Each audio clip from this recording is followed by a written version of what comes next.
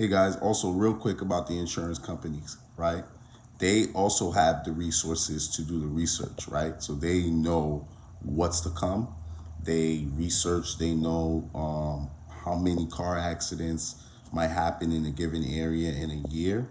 And so they expect to pay out a certain amount of money. And the job of some of the agents are to try to mitigate or reduce how much they actually have to pay out any given year, right? So they do their best to try and resolve claims and close them out as soon as possible. But sometimes when you have a savvy body shop that knows what's required, they give you a little pushback. So it's good to always work with the body shop that knows the game and knows how to navigate the insurance landscape.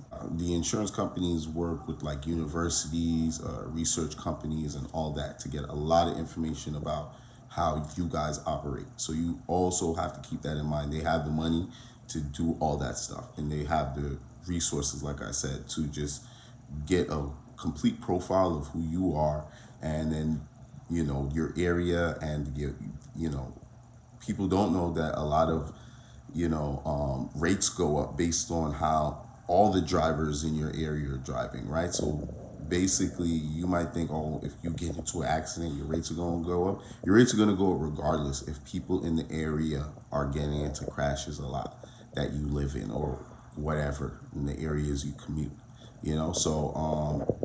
so yeah, so you got to take that into consideration. And when they're paying you out, they never give you the full amount. They usually lowball you, and if you can figure out how to negotiate with somebody, a body shop, to fix it for that or cheaper, then you win, right?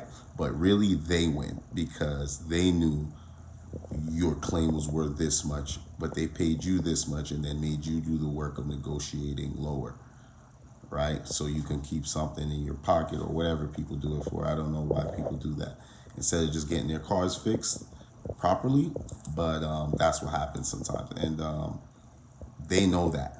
They know that.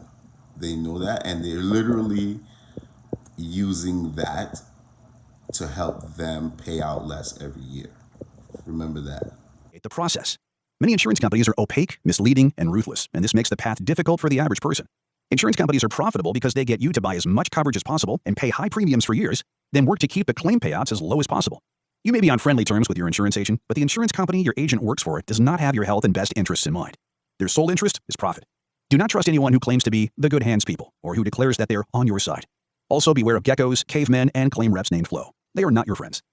They are, however, very good at getting victims to accept less than they deserve.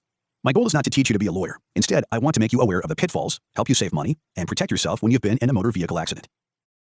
To give you an idea of how big these insurance companies are and how much money they make, consider what happened in 1992. That's the year Hurricane Andrew hit the Bahamas, Florida, and Louisiana. Hurricane Iniki clobbered Hawaii, and farmers in the Midwest were wiped out by massive floods. Insurance claims from these disasters were astronomical. Hurricane Andrew alone did almost $30 billion in damage. Yet State Farm came out of that disastrous year with huge profits. In what had to have been the worst natural disaster year in their history, I believe State Farm managed to pocket about $1/3 billion. According to a company press release, the State Farm Group ended 2019 with a net worth of $100.9 billion. You read that correctly. Net worth over $100 billion. Wow. That just gives you an idea of how much money these companies make.